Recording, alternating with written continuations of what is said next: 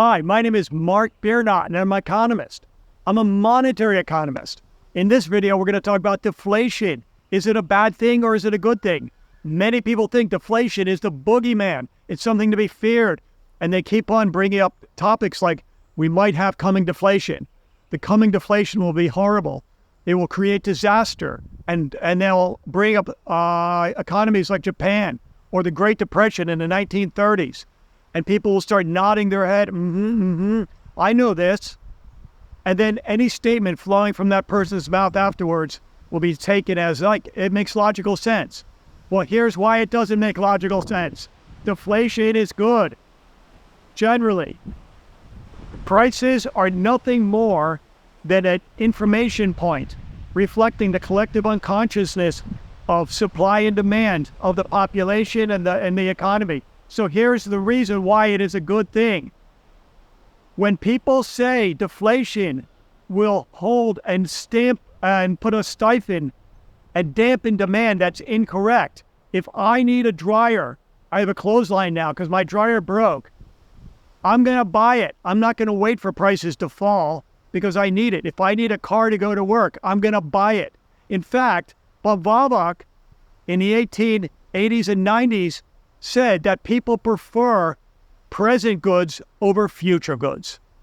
So even if prices might be a little bit cheaper in the future, there's an opportunity cost of waiting. People are losing utility from waiting. I could wait 100 years for a dryer, purchasing a new dryer. That's why I have a clothesline here. But, that's a lot of utility wasted. So people are going to make purchases they need to make. What about food? I can't wait to purchase food for 6 months. I have to buy it now. So the argument is people wait to buy purchases based on expectations of declining prices. Therefore, the profits of producers go down. Therefore, they produce less. Therefore, it's an endless spiral. Do you see how illogical that makes? Because the producers, their input costs also are down. So the producers, all they care about are their margins, their profits. They're not going to just slash demand by 50% because the costs are too high based on the nominal price of the revenue. They're going to be looking at the cost of the input and what their margins are. They're always thinking about profit. Okay? So first thing, people don't necessarily delay purchases. Maybe if there's a sale coming up, they may delay it. But if it's a steady, slight decline, then they're not going to delay it. And the inverse could be argued that if you have inflation, that people are going to be just spending like crazy. In the extreme cases, and I'm talking hyperinflation, hyperinflation maybe, but then the economy goes on a different type of argument.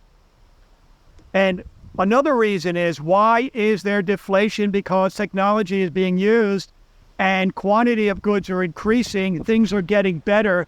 We have more quantity of goods, so prices go down and we're all wealthier. Should we be remorseful that we all have more goods and services?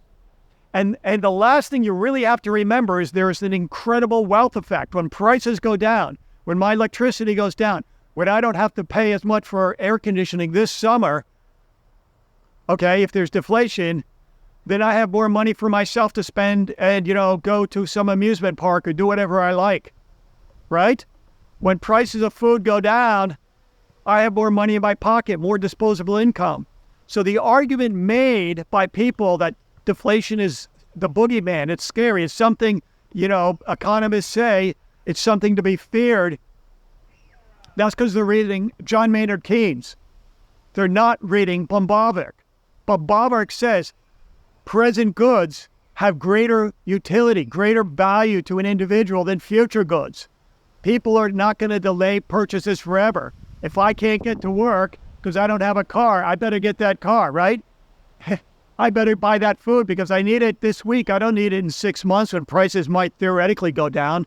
And people don't have perfect expectations. So, it's going down for, a few months straight. I'm not going to just delay my purchases. And even if I do, where does that go? That goes into investment. Either you're spending or you're investing. And the investment creates capital goods, cheaper capital goods, so we even have further growth.